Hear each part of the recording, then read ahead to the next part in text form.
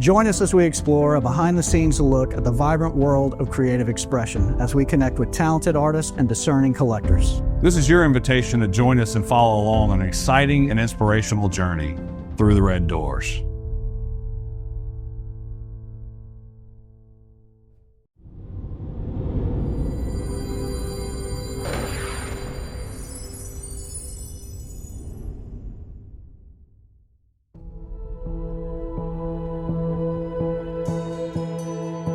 You move into a house or you're building a house, and maybe art for a lot of people might be the last thing that they're thinking of.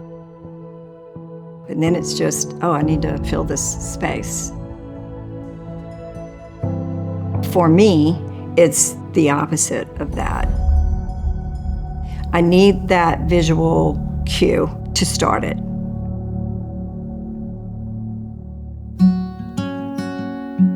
My dad was a cotton farmer. We lived out in the country, and then in 7th grade I moved to town, which was a town of, back then, maybe 6,000 people.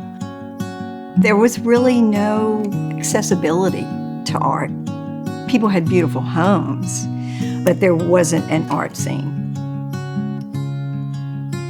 Joe and I moved to Covington in 1998. Very first time I came here, I was in law school. It was a Sunday afternoon. I was with a friend. I had never been here. And I was like, wow, this town is awesome. But at that point in time, I couldn't tell, is it on its way up or on its way down? I feel like that 87 time period probably was the very beginning of a bit of a renaissance. A lot of good seeds were being planted that I think we all reap the benefit of today. Covington has been able to thrive and grow, whereas a lot of smaller towns, that hasn't been their story.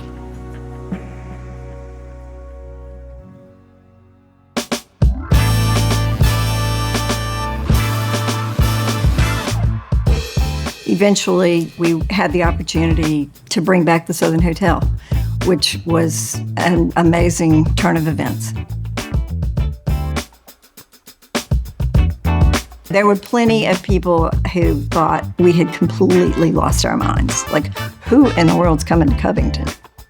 We wanted it to be a place for the community to come together and hopefully feel the love.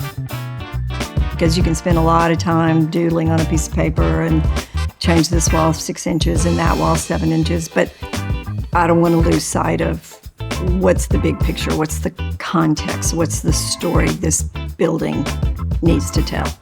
And visually, that's easy to do when you start with art.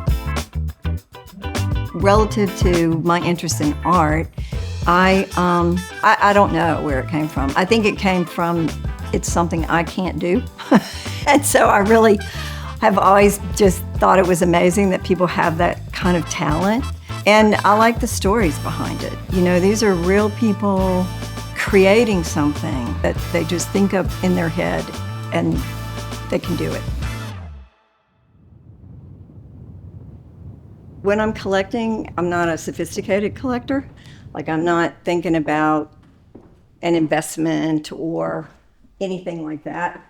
I just like what I like, and I like to support people who are artists. I'm so in awe that anybody can have a picture in their head or look at something and translate it, you know, into a finished product. I have zero. I can't draw a straight line. So I'm very jealous that people have that talent.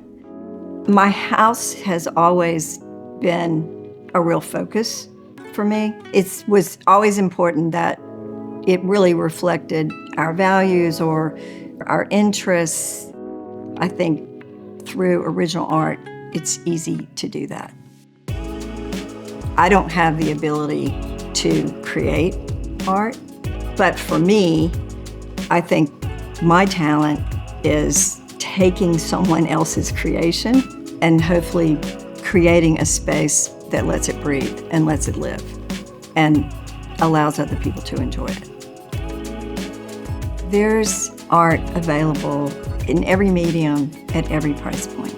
You know, buy what you love. You will enjoy it every single day. People appreciate that talent and don't take it for granted. And I think it just brings a whole richness to an area, just another layer of what we have to be proud of.